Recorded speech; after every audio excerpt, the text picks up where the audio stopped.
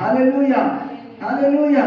దేవునికి మహిమ కలుగును గాక. ఇక సమయంలో ప్రైజ్ గాడ్. మరి ఇంతవరకు దేవుడు చక్కని రీతిలో దేవుడు తన యొక్క వాక్యము ద్వారా మరి ఇక కుమార్ జాస్కర్ బాబు ఢిల్లీలో ఉంటుండగా మరి ఈరోజు ఆరాధన కార్యక్రమాన్ని మరి కుమారుని ద్వారా దేవుడు మరి అంత చక్కగా నడిపించారు. పరిశుద్ధాత్మ దేవుడు నడిపింపుకై దేవునికి వందనాలు తెలియజేస్తున్నాను. మరి ఆ కుమారుడు యవన బిడ్డ గురించి ఎక్కువ భారం కలిగి ప్రార్థన చేస్తూ ఉండండి. దేవుని చిత్తమైతే రేపు వచ్చే బుధవారంకి మరి జాస్కర్ బాబు లక్ష్యానికి జాస్కర్ బాబు రానున్నారు. ప్రార్థన చేయండి. ప్రతి దృష్టిలో ప్రభు కార్యం జరిగించాలని సరైన సమయంలో మీరందరూ చేస్తున్న ప్రార్థన సహాయాన్ని బట్టి దేవుడు మమ్మల్ని కుటుంబంగా అయితే పట్టుకుంటున్నారు. మరి మా కోడల వర్షం గురించి ప్రార్థన చేస్తున్నారు. దాన్ని బట్టి మీ అందరికీ వందనాలు. ప్రభు చిత్తం అయితే వచ్చే ఆదివారం మరి వర్షం అయిపోయిన తర్వాత ఆరాధన అయిపోయిన తర్వాత ప్రభు చిత్తమైంది దేవుడికి అక్కడ ఆలస్యమైంటే మరి ఆ రోజు వరకు మరి ఒకవేళ డెలివరీ అవ్వకుండా ఉంటే కనుక మరి ఆదివారం వచ్చి ఆదివారం మరి ఆరాధన అయిపోయిన తర్వాత మరి మరుసటి డెలివరీకి మరి అడ్మిట్ చేయడానికి తీసుకొని వెళ్ళబోతున్నాం. మరి మరుసటి గురించి కూడా ప్రార్థన చేస్తూ ఉండండి. సరిగ్గా సమయంలో వాక్య భాగాలకు వెళ్ళిపోదాం. దయచేసి ఉదయకాల సంబంధించినంత వరకు దేవుడి చక్కని రీతిలో ఆరాధన మరి క్రమాన్ని దేవుడు నడిపిస్తున్నారు. ప్రభు చిత్తం అయితే మన సమాజంగా మనందరం కూడా కూడుకొని చాలా కాలమైంది. గడిచిన పోయిన నెల ఏప్రిల్ జూలై 22వ తారీఖున నోవాహు మ్యారేజ్ అయిన తర్వాత 26వ తారీఖు ఆదివారం నుంచి ఆరాధన జరగాలి. కానీ ఆ రోజు నుంచి మనందరం సమాజంగా కూడుకోలేకపోయాం. కారణం ఏంటన్నట్లయితే కరోనా వైరస్ అనేటువంటి మహమ్మారి ఆ యొక్క అన్ని గ్రామాలు కూడా పీడిస్తుంటుండగా మరి ఒకరి నుంచి ఒకరికి వ్యాధి సంక్రమించకూడదు అనేటువంటి ఆంక్షలతో ప్రభుత్వ నిబంధనలతో కొన్ని రకాలైనటువంటి ఆంక్షల వల్ల మనందరం సమాజంగా కూడుకోలేకపోయాం. అలాగే ఇప్పుడు కరోనా కేసులు లేవని కావు, కానీ మరి ఈ గ్రామంలో 3 కేసులు ఉండేవి. మరి ఈ నెగిటివ్గా రావటం మన కేసులు కూడా లేకపోవడంలో మరి అలాగే మరి పక్క గ్రామాలు అయినటువంటి ఎప్పుల వలస అలాగే చేతి ఆ యొక్క ప్రాంతాలకు కూడా కొన్ని కేసులు ఉండటం కారణాన్ని బట్టి మరి 2 వారాలు మరి పొడిగించడం జరుగుతుంది. యాక్చువల్గా ఈ వారం నుంచే సమాజం కూడుకోవాలనుకున్నాము. కానీ దేవుని చిత్తం అయితే ఈ నెల ఆఖరికి 30వ తారీఖు నుంచి మనందరం కూడా ఆరాధనకి అంటే సమాజంగా దేవుని యొక్క సంధిలో అందరూ చర్చలో గ్యాదర్ అవ్వడానికి ప్రభు సహాయం దయచేయాలని దాని అందరూ భారం కలిగి ప్రార్థన చేస్తూ ఉండండి. పిల్లల దినాన్న స్వాతంత్ర దినముగా మన భారతదేశంలో ఉన్నటువంటి ప్రజలందరూ కూడా స్వాతంత్ర దినాన్ని పురస్కరించుకొని మరి ఎంత చక్కని రీతిలో వేడుకగా మరి చేసుకోవటం అనేది మరి ఎర్రకోటలో ఢిల్లీలో ఎర్రకోటలో మరి జెండా వందనం చేయటం అనేది అనేకమైనటువంటి ప్రాంతాల్లో మన రాష్ట్రాల్లో మన దేశంలో అనేకమైనటువంటి ప్రాంతాల్లో మరి జెండా వందనం సరైన రీతిలో అంటే గతంలో కరోనా కేసులు లేని నాణ్యాన్ని బట్టి చక్కని రీతిలో జరిపించుకున్నారు. కొన్ని నిన్నటి దినాన్న అంతంత మాత్రమే జరిపించారు. ఏదో ఫుల్ ఏం చేయలేకపోయారు. ఏదైనప్పటికీ కూడా దేశం అంతా కూడా ఆనందించి హర్షించే దినముగా నిన్నటి దినాన్ని జరుపుకున్నారు. ఏ విధంగా చెప్పాలంటే ఒకప్పుడు బ్రిటిష్ వారి యొక్క పరిపాలనలో వారి అండర్లో చితకపోయి నలిగిపోయి కురుకుపోయి వ్యాధులతో శోధంతో బాధలతో ఉన్న భారతీయ ప్రజలందరూ కూడా వారి యొక్క పరిపాలనలో భయంకరమైనటువంటి పరిపాలన వారి బాధలతో శ్రమలతో రోగాలతో ఉన్నప్పుడు వారిని ఎవరు విడిపిస్తారని ఎవరు ఆ బంధువులను తప్పిస్తారని ఆ బానిసత్వం నుంచి ఎవరు తప్పిస్తారని ఎదురు చూసేటప్పుడు మహాత్మా గాంధీ గారిని ఆ దినాల దేవుడు వాడుతున్నారు. మరి మన భారతదేశానికి మహాత్మా గాంధీ గారి ద్వారా స్వాతంత్రాన్ని తీసుకురావడం జరిగింది. సరే, అయితే ఆ యొక్క స్వాతంత్రాన్ని పురస్కరించుకొని ఎంతో మంది స్వాతంత్రం వచ్చేసింది, మాకు ఫ్రీడమ్ వచ్చేసింది, మేము హ్యాపీగా ఉన్నాం, మాకే కాడి కింద లేదని చెప్పేసినటువంటి విధముగా వాళ్ళు అనుకుంటున్నప్పటికీ కూడా మన యొక్క బైబిల్ ప్రకారంగా చూసినట్లయితే ఓల్డెన్ డేస్ లో మన పూర్వీకులు మన పితరులు కూడా ఐగుప్తుల యొక్క చేతిలో అంటే ఫరో యొక్క బలము కింద, ఫరో యొక్క అధికారం కింద, ఫరో యొక్క పాలనలో ఐగుప్తులు ఎంతో నలిగిపోతూ ఉండేవారు. ఎంతగానో వారు చిత్రహింసలు అనిపిస్తూ ఉండేవారు, అనేకమైన బాధలు అనిపిస్తూ ఉండేవారు. ఎందుకని చూస్తున్నట్లయితే ఎంచేత ప్రైజ్వాడు ఒకప్పుడు ఐగుప్తు దేశానికి వెళ్ళినటువంటి యోసేపు దేవునికి విధేయతగా ఉన్నప్పుడు ఐగుప్తు దేశాన్ని పరిపాలన చేయటం అనేది ఆ దేశానికి చక్రవర్తి అయిపోయాడు. ఆ యొక్క ఫరో చనిపోయిన తర్వాత ఆ దేశం అంతటికి రాజుగా యోసేపుని దేవుడు నియమించుకున్నాడు. ఆ తర్వాత దేవునికి అవిధేయత చూపించినటువంటి కారణాన్ని బట్టే ఇశ్రాయేలు జనాంగం అంతా కూడా దేవునిని ఎరగలేని ప్రజలుగా జీవించినందుకు గాను, దేవునిని ఇగ్నోర్ చేసేసి ఆయన ధర్మశాస్త్రాన్ని విడిచిపెట్టిన కారణాన్ని బట్టి గాను ఐగుప్తు చెరలో దేవునికి లోబడలేని కారణాన్ని బట్టి ఐగుప్తు చెరలో బానిసలైపోయారు. అయితే ఐగుప్తు చెరలో ఉన్న బానిసలైనటువంటి ఇశ్రాయేలు ప్రజలు మూలుగులు విని వారిని విడిపించేటప్పుడు దిగి వచ్చారని నిర్గమాకాండలో మనకు తెలుసు. 3వ అధ్యాయంలో 8వ వచనం ఒక మాట చదువుకుందామా? చదవండి.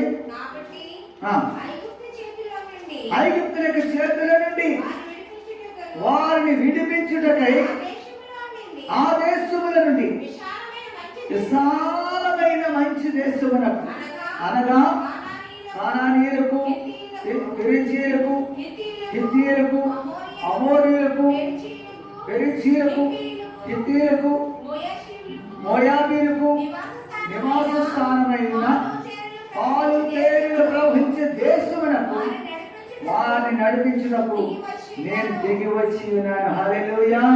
వారికంటే బలవంతులైనటువంటి చేతుల నుండి వారిని విడిపించుటకు ఆ పాలు తేనెలు ప్రవహించే దేశమునకు నేను దిగి వచ్చానని దేవుని యొక్క వాక్యం తెలియచేయబడింది. ప్రియులారా, అందుచేత దినాన్న వారికి స్వాతంత్రం వచ్చింది. సరే, స్వాతంత్రం వచ్చింది కానీ ప్రజలు దేవునికి విధేయత మాత్రం రాలేదు. కానీ దేవుడు ఆ విధంగా ఆ శత్రువుల చేతుల నుంచి దేవుడు విడుదల ఇచ్చారు బానిసత్వం నుండి. సరే, ఈరోజు కొన్ని వాక్యాలు మనం నేర్చుకున్నాం. ప్రియులారా, ఈరోజు దేవుని యొక్క సేవకుల ఆత్మ తండ్రి గారి ద్వారా కొన్ని వాక్యాలు దేవుడు మనకి ఇచ్చినారు.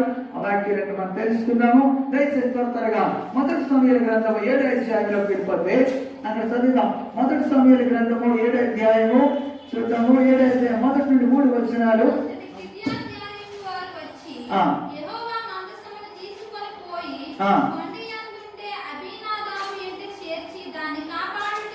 దానిని కాపాడుటకై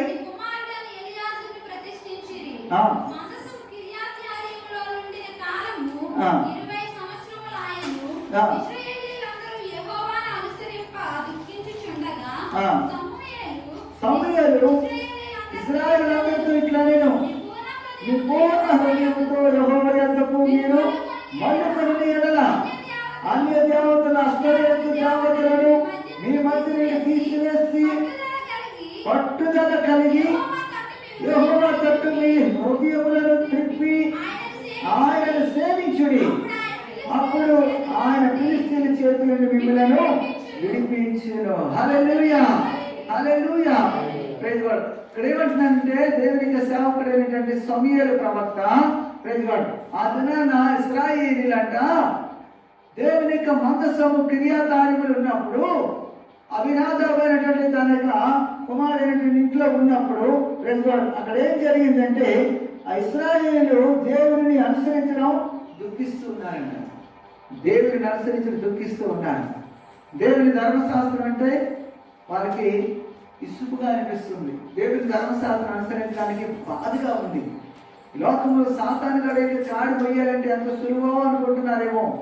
సాతాను కాడి నెత్తి మీద మొయ్యలేని భారవాడు మోపుతున్నప్పటికీ కూడా సాతాను కాడి మొయ్యడానికి ఇష్టపడుతుంటారు. సాతాను కాడిని మొయ్యడానికి వెంటబడుతూ ఉంటారు. సాతాను కార్య చీకటి కార్యం చేయడానికి శ్రద్ధపడుతూ ఉంటారు. కానీ పిల్లరా, దేవుని యొక్క కాడి మొయ్యడానికి లేదా దేవుని అనుసరించడానికి అంట వాళ్ళు దుఃఖిస్తూ ఉన్నారంట. దుఃఖించిన కారణాన్ని బట్టి ఏం జరిగింది? మేలు జరిగిందా? సంతోషం వచ్చిందా? ఆనందం వచ్చిందా? మరి ఎవరంటలోకి వెళ్ళిపోయారు? ఫిలిష్తీయుల చేతిలో ఉన్నాడంట. హల్లెలూయా. ఫిలిష్తీయుల చేతిలో బందీ అయిపోయారు. ఫిలిష్తీయులు బంధించేశారు, చితక బాదుతున్నారు. ఫిలిష్తీయుల చేతిలో బానిసలుగా ఉన్నారంట. ఏమండి, ఇశ్రాయేలు జనాంగం అంతా జనాంగం లోపల ఎక్కడుందండి? ఇశ్రాయేలు సైన్యం లాంటి సైన్యం, ఇశ్రాయేలు సైన్యం లాంటి ఇశ్రాయేలు జనాంగం లాంటి జనాంగం భూలోకములు ఎక్కడనే లేదంట. ఒకసారి చూడండి, సమూయేలు గ్రంథం 7వ అధ్యాయానికి వెళ్ళిపోతానండి. సమూయేలు గ్రంథం 7వ అధ్యాయము, 2వ సమూయేలు గ్రంథం 7వ అధ్యాయం ఒకసారి చదువుదాం. Thank you Lord. Hallelujah, hallelujah, hallelujah. 2వ సమూయేలు గ్రంథంలో చూడండి, ఇశ్రాయేలు సైన్యముల గురించి, ఇశ్రాయేలు యొక్క జనాంగం గురించి తెలియజేస్తూ ఉంటారండి. ఇశ్రాయేలు ప్రజల వంటి ప్రజలు దేశములు ఎక్కడున్నారో, ఇశ్రాయేలు ప్రజల వంటి దేవుని యొక్క ప్రజలు లోకంలో అలాంటి ప్రజలు ఎక్కడ కూడా లేరని చెప్పేసి దేవుని యొక్క లేఖనం అనేది తెలియజేయబడతా ఉంటారు పిల్లరా. అందుచేత నీకు జనులగుటకై వారిని విమోచించినట్లును నీకు ఖ్యాతి కలుగునట్లు నీ జనులు బట్టి నీ దేశమునకు భీకరమైన మహాకార్యములు చేయనట్లును దేవుడు అయిన నీవు ఐగుప్తు దేశములో నుండి ఆ జనుల వశములో నుండి వారి దేవతల వశములో నుండి నీవు విమోచించిన ఇశ్రాయేలును నట్టి నీ జన్మలో వంటి జన్మ లోకమునందు మరి ఎక్కడుందండి? మరియు యెహోవా అయిన నీవు వారికి దేవుడివై ఉండి వారి నిత్యము నీకు ఇశ్రాయేలులను పేరుగల జనులై ఉండునట్లుగా వారికి ఇశ్రాయేలులను పేరుగల జనులై పేరుగల జనముగా ఉన్నట్లు వారిని నిర్ధారణ చేసేది. హల్లెలూయా. వారి నిత్యము ఇశ్రాయేలు పేరు కలిగిన జనము, బలమైన జనము. అందుకే మోయాబు రాజు అయినటువంటి బాలాక్ ఏం చేశాడంటే ఇశ్రాయేలు ప్రజలను శపించండి అని బిలామును పిలిచి బిలాముకు లంచం ఇచ్చి బిలామును పిలిపించి శపించమని అంటే ఆ శాపాన్ని ఆశీర్వాదంగా మార్చేశాడు. ఏవని శపించను అంటున్నాడు. ఏవని శపించను? ద్వితీయోపదేశకాండం 23వ అధ్యాయము 5వ వచనం మనం చదివినట్లయితే చూడండి, ఆ బిలాము నోట ఉన్న మాట అంటే దేవుడు వినలేదంట. చూసారా? అయితే దేవుడని బిలాము మాట వినడానికి ఉండను. దేవుడని యెహోవా నిన్ను ప్రేమించను కనుక నీ నిమిత్తము ఆ శాపము ఆశీర్వాదముగా మార్చెను. హల్లెలూయా. చూసారా? బిలాము నోట దేవుడైన మాట, దేవుడని యెహోవా బిలాము మాట, ఆ బిలాము నోట మాట వినలేదంట. ఎవరి నిమిత్తము? నీ నిమిత్తము. అయితే ఈ దినాన్న ఇశ్రాయేలు దేవుని అనుసరించడానికి దుఃఖిస్తూ ఉన్నారంట వీళ్ళరా. అందుకారణంతో ఇప్పుడు ఎక్కడున్నారో ఫిలిస్తీన్ చేతిలో బందీలై ఉన్నారంట. కారణం ఏంటంటే వారు దుఃఖిస్తున్నారుగా. సాతాను చెప్పినవన్నీ వెంబడించడానికి ఇష్టపడతామే. అపవాది చీకటి గదిలో పడేయడానికి, నిత్యనాల కాదు నేను నెట్టివేయడానికి అపవాది చెప్పినవన్నీ సహాయపడతావే. అపవాది నీకేం చెప్తుందో నడుచుకుంటావే. అపవాది లోకాధిపతి నేను ఎలా నడుచుకోమంటే అలా చెవియొక్కుతావే. Praise God. ఎన్నిసార్లు అండి లోకంలో అపవాది రకరకాల రీతిలో సాతాను ఉంటా దృఢతనం కలుగు చేస్తుందంట. దృఢతనాన్ని ప్రైజ్ గాడ్. ఇక అవిశ్వాసమైన మనోనేత్రాల కంట అంధత్వం తీసుకొచ్చి దృఢతనం తీసుకొచ్చి సువార్త ప్రకాశం అంట ప్రకాశం ఇవ్వట్లేదంట. 2 కొరింథీయులకు రాసిన పత్రిక 4వ అధ్యాయంలో 4వ వచనం నుంచి మనం చదివినట్లయితే ఆ యొక్క వాక్యం కనపడుతూ ఉంటుంది. చదవండి. దేవుని స్వరూపుడైన క్రీస్తు మహిమ కనపడుతూ సువార్త ప్రకాశం వారికి ప్రకాశింపబడినట్లు ఈ యుగ సంబంధమైన దేవత అవిశ్వాసులైన వారి మనోనేత్రములకు దృఢతనమును కలుగు చేసేసిందంట. దృఢతనము అందుచేతను గ్రహించలేకపోతున్నారు. ఏది సత్యమో, ఏది అసత్యమో, ఏది అంధకారమో, ఏది వెలుగో తెలుసుకోలేకపోతున్నారు. కారణం ఏంటంటే దృఢతనము. వెలుగులో ఉన్నా కానీ చీకట్లో ఉన్నట్టే దృఢతనము. ఇప్పుడు గుడ్డోడికి కళ్ళు మూసుకున్నా కళ్ళు తెరిచినా ఒకలాగా ఉంటుంది కదా. కరెంట్ ఎప్పుడు వచ్చిందో, కరెంట్ ఎప్పుడు వెళ్ళిపోయి చెప్పమని చెప్తాడు గుడ్డోడు? చెప్పలేడు. కరెంట్ ఎప్పుడు వచ్చిందో, కరెంట్ ఎప్పుడు వెళ్ళిపోయి చెప్పండి, ఏం జరుగుతుంది? ప్రజలు అలాగే చీకట్లో ఉన్న వాళ్ళకి తెలియదు. సాతాను దృఢతను తీసుకొచ్చింది. దేవుడైతే వెలుగులోకి నడిపిస్తున్నాడు. మన దేవుడు వెలుగై ఉన్నాడు. వెలుగైనటువంటి దేవుని అంట వెంబడించడానికి దుఃఖిస్తూ ఉన్నారంట. వెలుగైన దేవుని వెంబడించడానికి చీకట్లో ఉండడమే కోరుకుంటున్నారంట. ప్రజలు చూసారా? ఒకసారి సంఖ్యాకాండంలోకి వెళ్తే సంఖ్యాకాండంలో అక్కడ చెప్పబడుతుందండి. సంఖ్యాకాండంలో ఒకసారి చదువుతారండి. త్వరగా మళ్ళీ ఇక్కడికి వచ్చేద్దాం. సంఖ్యాకాండము 14వ అధ్యాయము. సంఖ్యాకాండం 14వ అధ్యాయం చేయండి. అక్కడ ఐగుప్తుకి వెళ్ళిపోవడానికంట అధిపతిని కోరుకుంటున్నారంట. ఏం చేత పేదవాడు అక్కడ బీరకాయలు ఉన్నాయి, ఆలుగడ్డలు ఉన్నాయి, అవి ఉన్నాయని చెప్పేసి పేదవాడు అక్కడికే వెళ్ళిపోవడానికంట అధిపతిని కోరుకున్నారంట. దేవుడు ఏంటంటే యెహోవా ఏమో చెరలో నుండి విడిపిస్తే చూడండి. సంఖ్యాకాండం 14వ అధ్యాయము 4వ వచనం చదవండి. 3వ వచనం చదవండి.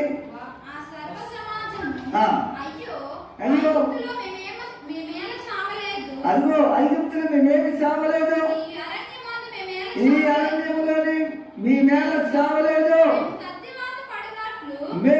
తరువాత పడినట్లు యెహోవా మమ్మను ఈ దేశంలోనికి ఎలా తీసుకొని వచ్చెను. అదిగోండి మా భార్యలు మా పిల్లలు కోల్పోతున్నారే, తిరిగి ఐగుప్తులకు వెళ్దాము, మాకు ఐగుప్తుకు వెళ్ళటం మాకు మేలు కదా అని వారితో అనేది.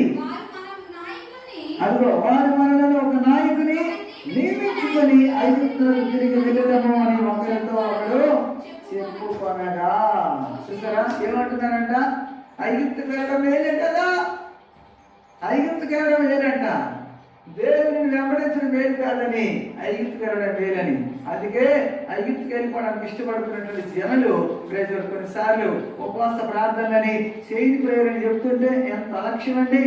చెట్ల కింద కాలయాపన చేసుకుని కూర్చుంటారు, సమయాన్ని వ్యర్థపరుచుకుంటారు, లోకస్తులు లోకవార్తలు చెప్పుకుంటారు, సమయం అంతా వృధాపరుచుకుంటున్నారు. అయ్యో కరోనా వైరస్ అనేటువంటి దేశం అంతా అత్తలకొత్తలు చేస్తుంది, అదే నా ఇంట్లో లేదా మా నాన్నకు లేదా మా అమ్మకో లేదా మా కొడుకో నా కూతురుకో నా కోడలకో ఎవరికైనా సంక్రమిస్తున్న పరిస్థితి ఏంటి? నేను ఎక్కడికి వెళ్ళాలి? ఎవరు పట్టుకోవాలి?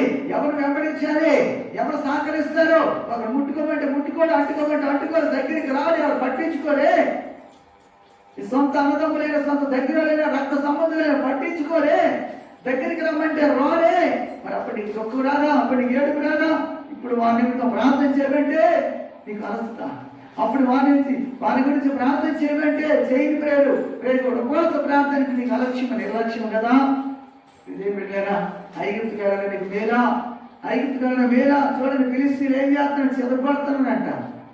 ఇప్పుడు మొదటి సమయంలో 7 వెళ్ళిపోదాం. మొదటి సమయంలో 7 4వ వచనం చదువుకుందాం.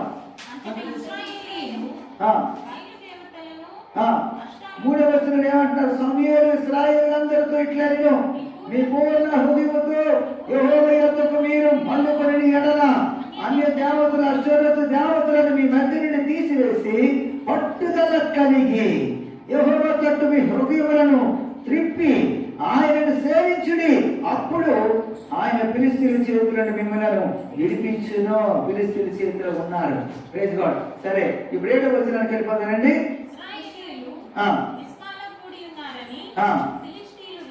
చూడండి, ఇశ్రాయేలు అంటే మిస్పాలో కూడి ఉన్నారని ఫిలిష్తీయులు వినినప్పుడు ఫిలిష్తీయుల సర్దారులు ఇశ్రాయేలు మీదకి వచ్చి ఈ సంగతి ఇశ్రాయేలు విని ఫిలిష్తీయులకు భయపడి. ఎందుకు భయపడ్డారు? దేనికి భయపడాలి? ఫిలిష్తీయులు అంటే భయం. ఏమండి మనమంటేనే అసలు ఇశ్రాయేలు ప్రజలు అంటేనే ఫిలిష్తీయులకు భయం. ఇశ్రాయేలు జనాంగం అంటేనే లోకమందున్నటువంటి వారందరికీ భయం. రాహాబు అనేటువంటి వేశ్య సాక్షి చెప్తుంది, అయ్యా మీ ఎదుట ఎంతటి వాడికైనా గుండెలు కరిగిపోతాయి, ఎంతటి వాడికైనా గుండెలు కరిగిపోవలసిందే. యెహోవాయే దేవుడు. ఆ సీహోను రాజున్నాడా?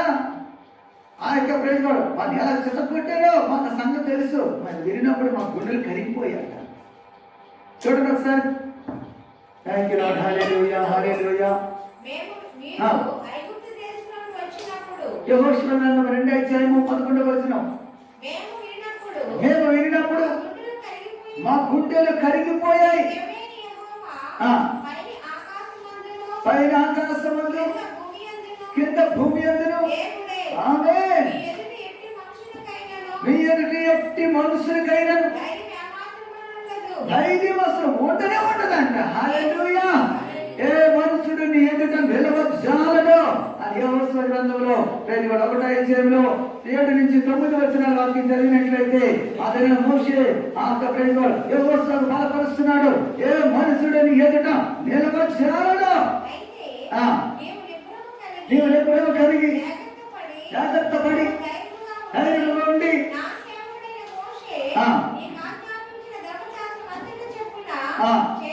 చేయవలెను. నీవు నడుచు ప్రతి మార్గంలో చక్కగా ప్రవర్తించినట్లు ఉడికని ఎడమలను తొలగిపోవద్దు.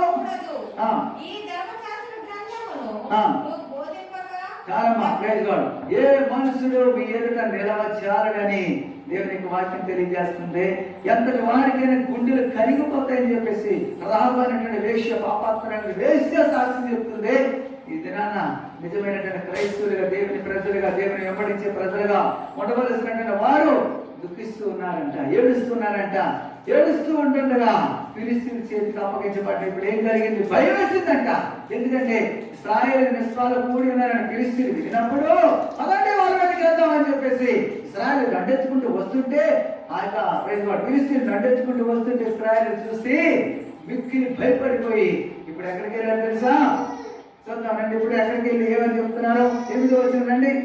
దేవుడని యెహోవాను ఫిలిష్తీయుల చేతి నుండి మనల్ని రక్షించినట్లుగా, మన దేవుడని యెహోవాను ఫిలిష్తీయుల చేతి నుండి మనల్ని రక్షించినట్లుగా మా కొరకు ఆయన ప్రార్థన చేయటం మానవద్దని సమూయేలుతో మనవి చేసిరి. హల్లెలూయా, హల్లెలూయా. వెళ్ళారా? ఇప్పుడు ఎక్కడికి వచ్చారు? దైవజనుల దగ్గరికి వచ్చారు. ఆపదలు కనపడినప్పుడు దైవజనులు వస్తారు. ఆపదలు కనిపించినప్పుడు దైవజనులు కావాలి. శ్రమలు ఉన్నప్పుడు దైవజనులు ఉండాలి ప్రార్థన చేయడానికి. Praise God. చూసారా? సరే, ఏదైనప్పటికీ కూడా దైవజనుల దగ్గరికి వెళ్ళడమే మంచిది. దేవుని దగ్గరికి వెళ్ళడం మంచిది. లోకంలోకి పరిస్థితి భయంకర శ్రమంలో బాధలు ఇరుక్కుపోవడం కంటే దేవుని దగ్గరికి వెళ్ళడం మంచిది. సరే, ఇప్పుడు ఇశ్రాయేలు ఎక్కడికి వచ్చారు? దైవజనుడు ఏంటంటే ప్రవక్త అయిన సమూయేలు దగ్గరికి వచ్చి అంటున్నారు, అయ్యా మన దేవుడైన యెహోవా ఈ ఫిలిష్తీయుల చేతి నుంచి మమ్మల్ని రక్షించినట్లు మా నిమిత్తము ప్రార్థన చేయుట మానవద్దు. ఇదే బిడ్డల కొన్నిసార్లు కొంతమంది ప్రార్థన చేయండి అని చెప్పడం కూడా సిగ్గుపడిపోతున్నారు. ఏం చేత? నీ ప్రార్థన బలం లేదని అడిగేస్తారేమో వీళ్ళు నమోసి ఏంటో, ఏం ప్రార్థన లేదని, ప్రార్థన చల్లడిపోయివా, నీ ప్రార్థన వల్ల తగ్గిపోయిందా, నీ ప్రభావం నీ నుంచి పోయిందా అని అడుగుతారేమో, అనుకుంటారేమో. మరి ఇదే బిడ్డలు అందరూ సిగ్గుపడి పనేం లేదండి, సిగ్గుపడి పనేం లేదండి. దైవజనుడి దగ్గరికి వెళ్ళి చెప్పడం ఉత్తమం, దేవుడిని ఆశ్రయించడం ఉత్తమము. దేవునికి అనడం తప్పులేదు, మనతో ప్రార్థన చేయండి అని అనడం తప్పులేదు. అదేనా ఇశ్రాయేలు శ్రమలో ఉన్నప్పుడు, బాధలు ఉన్నప్పుడు దైవజనుడి దగ్గరికి వెళ్ళి ప్రార్థన రిక్వెస్ట్ కోరారండి, ప్రార్థన అడిగారు, ప్రార్థన మొదటి ప్రార్థన చేయాలని అనడం తప్పులేదు. ఇదే బిడ్డలా భోజన దీక్షలో కూడా ఇశ్రాయేలు ప్రజలు చాలా మంది దేవుడిని అడిగి ఉన్నారు. మనం కూడా కొన్ని విషయాలు నేర్చుకుందాం. Praise God. ఎలాంటి సమయంలో దేవుడు ఎలా ఆదుకుంటాడో.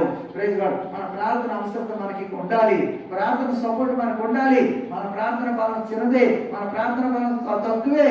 కానీ మనం ఎంతో మంది పరిశుద్ధులు శేషించిన జనాంగ నిమిత్తం హెచ్చుగా ప్రార్థన చేయమని ప్రతి 2 Wృత్తాంతాలు 37-34 కూడా తెలియజేయబడుతుంది. శేషించిన జనాంగం కొంచెంగా ఉన్నారు. ఇదిగో కొందరు శక్తి చాలట్లేదు, రభసక పలికిన మాటలు బట్టి గుండెలు కరిగిపోతున్నాయంట. పిల్లలు పుట్టవచ్చుని కానీ కొందరు శక్తి చాలట్లేదు. కానీ నిలిచిన శేషం గురించి హెచ్చుగా ప్రార్థన చేయమని ఆ దినాన్న ప్రైజ్ ఇసుక దగ్గరికి వర్తమానం వెళ్ళిపోయిందండి.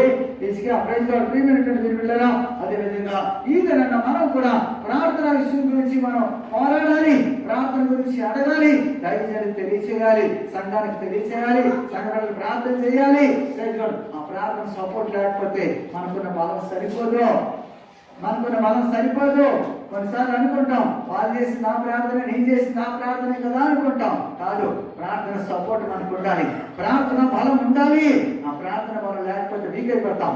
మన వెనకలు ఎంతో మంది కన్నీరు కార్చే వాళ్ళు ఉన్నారండి. కాబట్టి మానవులతో ప్రార్థన చేయటం. ప్రజలు సమయాల గ్రంథాలకు వెళ్ళిపోతే అక్కడ ఏమైంది?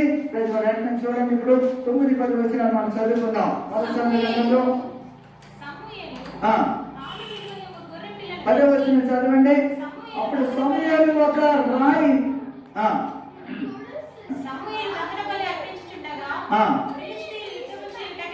సమూయేలు దహన బలి అర్పించుచుండగా ఫిలిష్తీయులు యుద్ధము చేయుటకై ఇశ్రాయేలు మీదకి వచ్చిరి.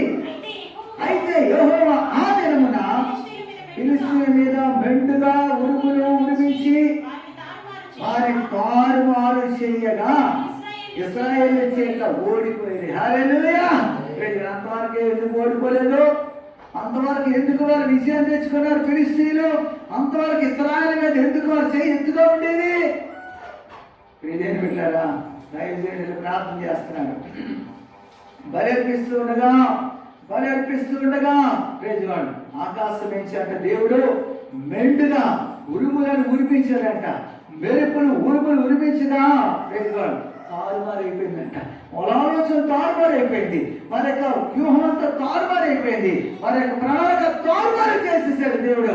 ప్రైజ్ అందుచేత ప్రియ దేవుడు వెళ్ళారా. అప్పుడు ఏం జరిగింది? 12వ వచనం చదవండి. 11వ వచనం. ఇశ్రాయేలు మిస్పాలో నుండి బయలుదేరి ఆ, బెత్కారు వరకు ఆ. ఫిలిష్తీయులను తరిమి హతము చేసి బెత్కారు వరకునంట ఫిలిష్తీయులంట హతము చేసేదంట, తరిమొచ్చు హతము చేసేదంట. హల్లెలూయా. అంతకుముందు ఫిలిష్తీయులు చూస్తే అడిగిపోయే ఇశ్రాయేలీయులు, ఫిలిష్తీయులు చూస్తే అడిగిపోయి పారిపోయిన ఇశ్రాయేలీయులు ఇప్పుడు ఎక్కడికి వెళ్ళారు? వారి వెంట తరుముతూ వెళ్ళిపోయారంట, తరుముకుంటూ వెళ్ళి హతము చేశారంట. కారణం ఏంటి తెలుసా? దేవుడిని యెహోవా తోడే అన్నాడు.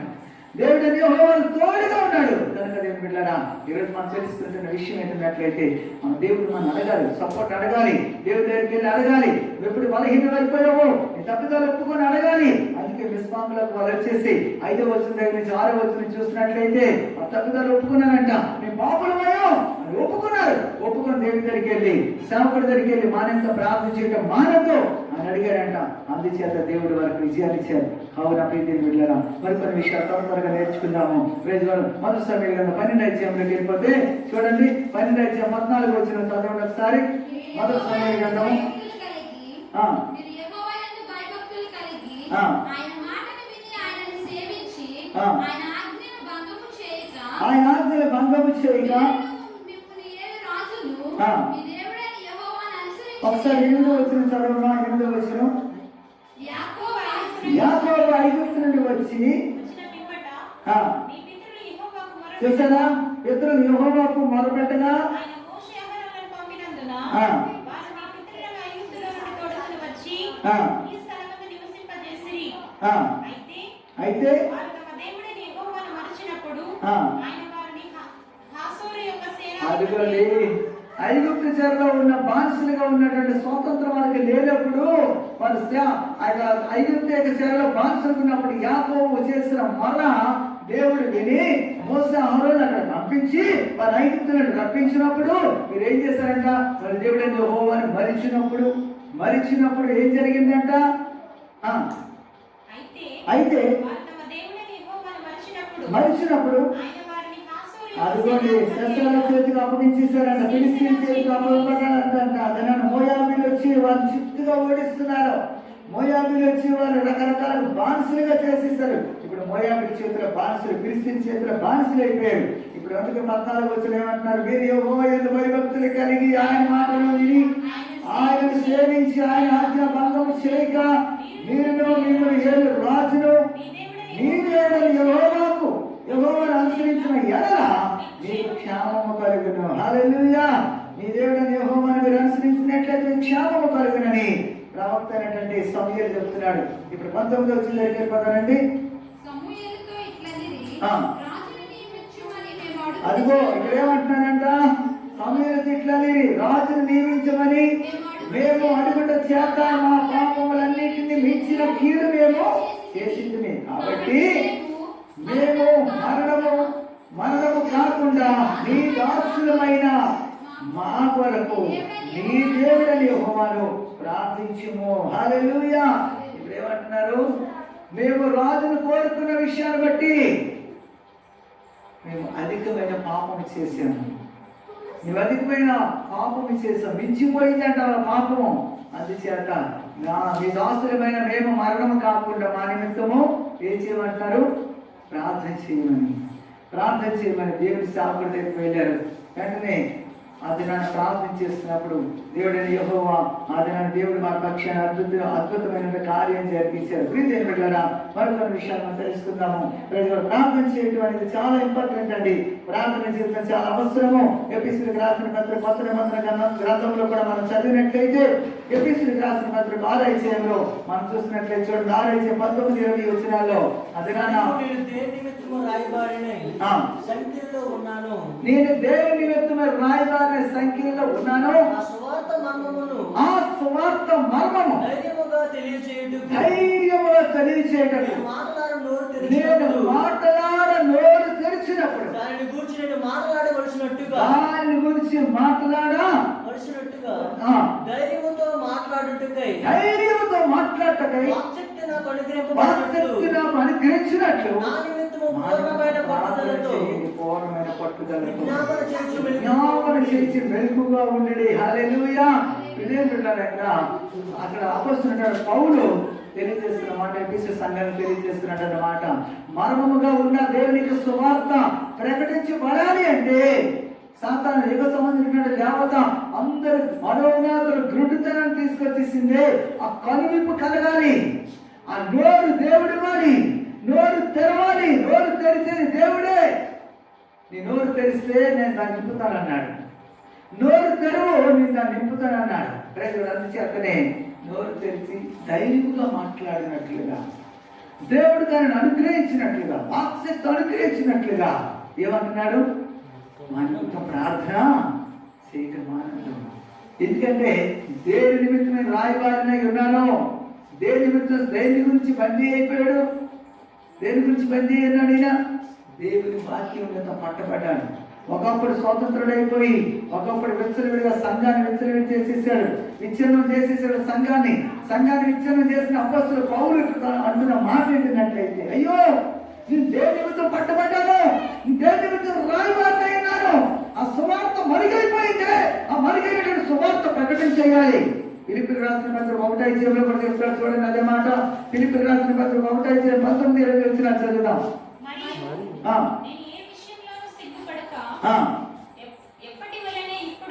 ఎప్పటి వల్ల ఇప్పుడును చూడండి, పూర్ణ ధైర్యంతో బోధించడం వలన నా బ్రతుకు మూలమైనా సరే, చావు మూలమైనా సరే, క్రీస్తు నా శరీరం అందు ఘనపరచబడి నిమిత్తము మిగులు అపేక్షించు నిరీక్షించిన ప్రకారముగా నీ ప్రార్థన వలన ఆమేన్ ప్రకటించుటకు దేవుని ఆత్మ సమృద్ధిగా కలుగుటకు ఆ ప్రకటన నాకు రక్షణార్థమైన మరణం నుండి దేవుడు ఆమేన్ జరుగుతుంది. హల్లెలూయా. కాబట్టి ఆ ఆత్మ ప్రకటించే ఆత్మగా మీరందరూ చేసే ప్రార్థన ప్రకటించే ఆత్మ. ఈరోజు మేము నిలుచున్నామంటే మా శక్తి యుక్తి మా బలం కాదు, మీరందరూ చేసే ప్రార్థనే. అందుకే మా గురించి ప్రార్థన చేయండి, మన ఇంత ప్రార్థన చేయండి. మా కోడలుగా ఇంత నేను చెప్పాను కదా, మా కోడలు తీసుకెళ్తున్నాం. మా అబ్బాయి గారు ప్రయాణం ఉన్నాడు, మా గురించి ప్రార్థన చేయండి. పరిచయం గురించి ప్రార్థన చేయండి. సంఘ విస్తరణ గురించి ప్రార్థన చేయండి. సంఘంలో అనేక మంది అభివృద్ధి పొందాలి, ఆశ్రద్ధ పొందాలి, శాపం నుంచి పాపం నుంచి వస్తున్నారు. వారిని ప్రార్థన చేయండి, ప్రార్థన చేయండి, ప్రార్థన చేయండి, ప్రార్థన చేయండి అని ఒక నిమిత్తం ఒక ప్రార్థన చేస్తున్నామండి. ఆ విధంగా ప్రార్థన అడగడం నామస్కి పడద్దు, ఫీల్ అవ్వద్దు, ప్రెస్టేజ్ ఫీల్ అవ్వద్దు. దేవుడిని అడుగుదాం, సంఘాన్ని అడుగుదాం, సేవకులను అడుగుదాం, మన ఇంత ప్రార్థన చేయండి అయ్యా అని అడుగుదాం, తప్పలేదు. అడిగినట్లయితే దేవుడు మనకు విడిపిస్తాడు. అపోస్తలుడు పౌలు చెప్తున్నాడు పత్రమంద కాలంలో, పత్రమంద గ్రంథంలో ఇప్పుడు మనం చూసిన ఫిలిప్పీ సంఘానికి చెప్పాడు, అలాగే ఎఫెసీ సంఘానికి చెప్పాడు. ఇంకోటి కూడా చెప్తున్నాడు, చూద్దామండి త్వరగా. ప్రియమైనటువంటి వాళ్ళరా, ఏం చేద్దంటే మన నిమిత్తం మనం ప్రార్థన చేసే వాళ్ళు ఉన్నారు. 2 కొరింథీ రాసిన పత్రిక 1:10 చదవండి త్వరగా. 2 కొరింథీ రాసిన పత్రిక 1:10. ఆయన అతి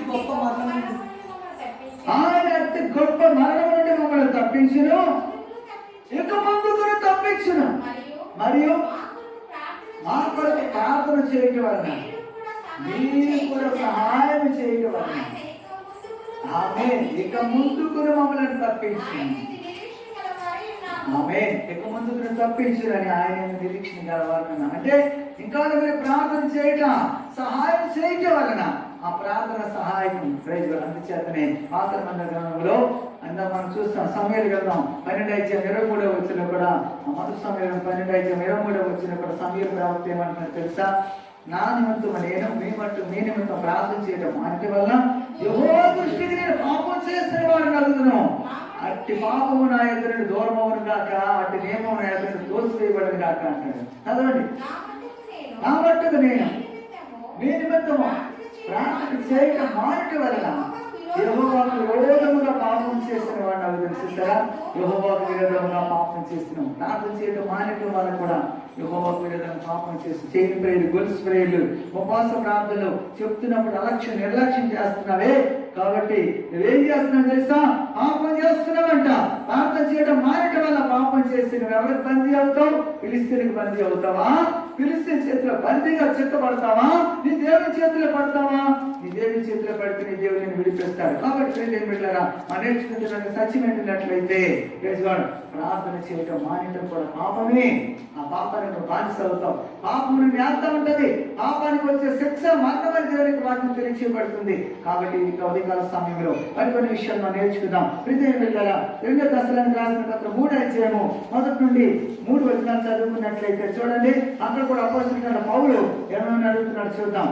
సహోదరులారా, మీలో జరుగుతున్న ప్రకారం సహోదరులారా, మీలో జరుగుతున్న ప్రకారం ప్రభు వాక్యము శీఘ్రముగా వ్యాపించి, ప్రభు యొక్క వాక్యము శీఘ్రముగా వ్యాపించి బయలుపరచబడి నిమిత్తము మేము మూర్ఖులైన దుష్ట మనుషుల చేతుల నుండి తప్పింపబడి నిమిత్తము మా కొరకు ప్రార్థించండి. అపోస్తలుడు పౌలు అడుగుతాడు తెస్సలోనికీయులకు రాసిన పత్రికల్లో.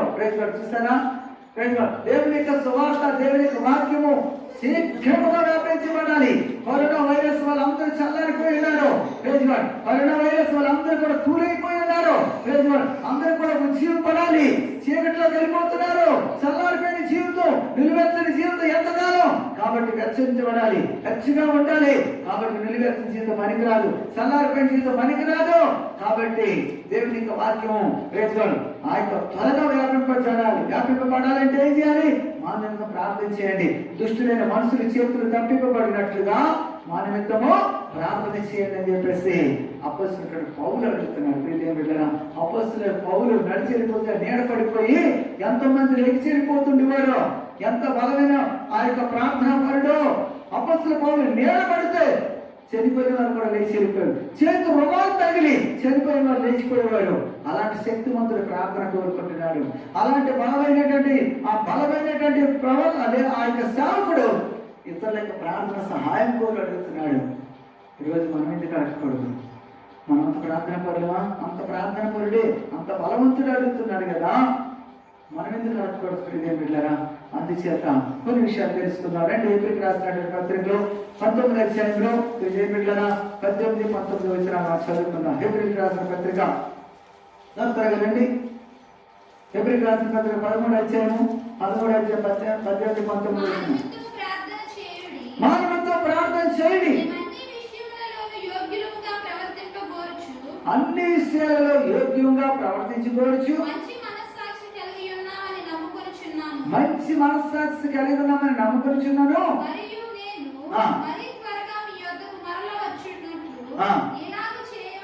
ఇలాగ చేయవలనని మరి ఆమె బతిమాలుకొనుచున్నాను, మీ యొద్దకు రావాలనని.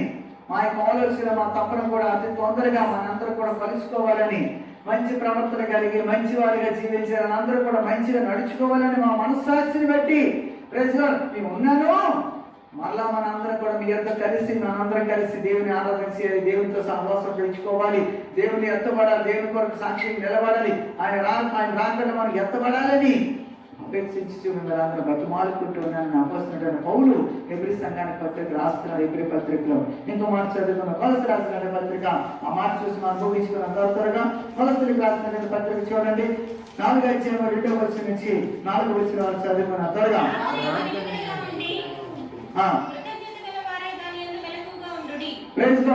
ఎలా ఉండాలంట?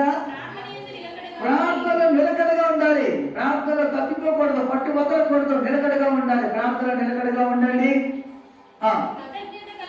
కృతజ్ఞత కలవాలి, దాని మెలకుగా ఉండండి. నేను బంధకములలో ఉంచబడుటకు కారణమైన క్రీస్తు మరణమును గూర్చి నేను బోధింపవలసిన విధముగాను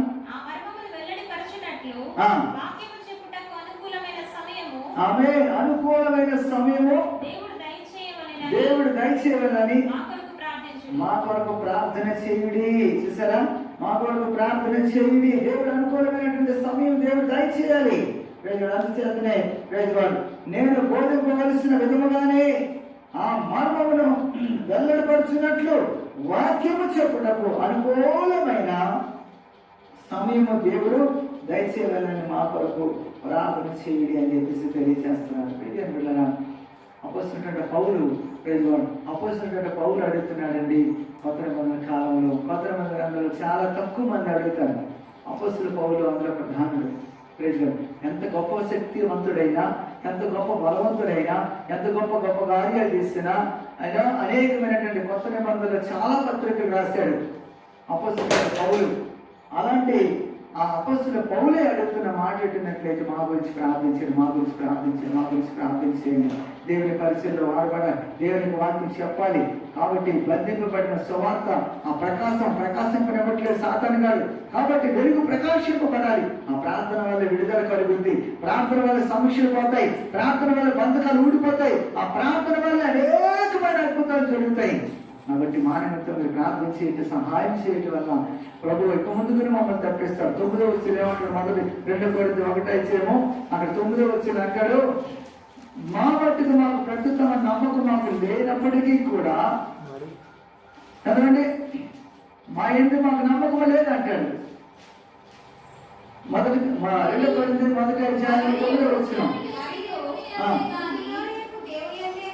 మృతులను లేపు దేవుని అంతే కానీ మా ఎందుకు దండించలేదు. మరణం అవుతుందని నమ్మకము మా మట్టు మాకు కలిగి ఉంది. ప్రస్తుత కాలంలో పరిస్థితిని చూసినట్లయితే బ్రతుకమైన నమ్మకం కూడా అనిపించట్లే, నమ్మకం కూడా అనిపించట్లే. ఏదైనా ఎవరికైనా సంభవిస్తుందో తెలియదు. అనుకుంటాం కరోనా వైరస్ రాకుండా మనం ఎన్ని జాగ్రత్తలు తీసుకున్నా విమానం కూలిపోతే ఏం చేస్తారండి? పైన విమానం కూలిపోతే ఏం చేస్తారు? అవన్నీ పాకిస్తాన్ విమానం పడిపోలేదా, జామని పడిపోలేదా, మేడం పడిపోయింది. ఎంతమంది చనిపోయినారు, ఎంతమంది పౌరులు కూడా చనిపోయినారు.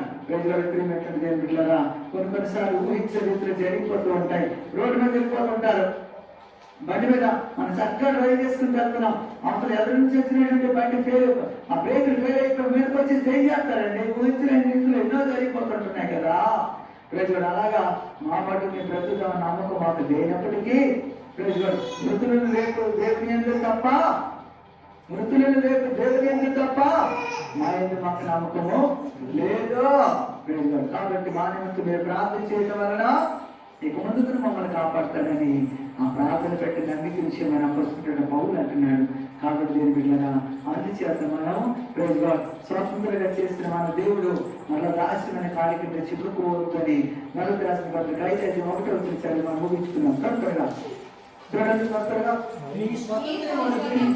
మనకు స్వాతంత్రం అనుగ్రహించి క్రీస్తు మనల్ని స్వతంత్రంగా చేసి ఉన్నాడు. కాబట్టి స్థిరముగా నిలిచి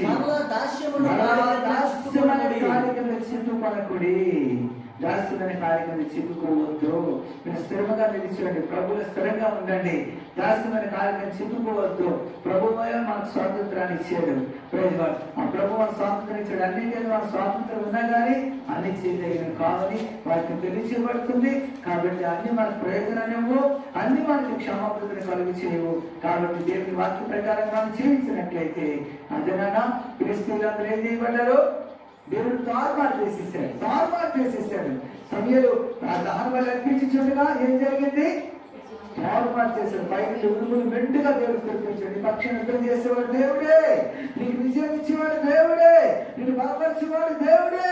కనుక నువ్వు దేవుడిని ప్రార్థన చేసి వాక్యాన్ని నడుచుకొని దేవుడిని ఆశ్రదిస్తాడు. దేవుడి కొంత మాట్లాడుతున్న దేవుడిని ఆశ్రదించాడు.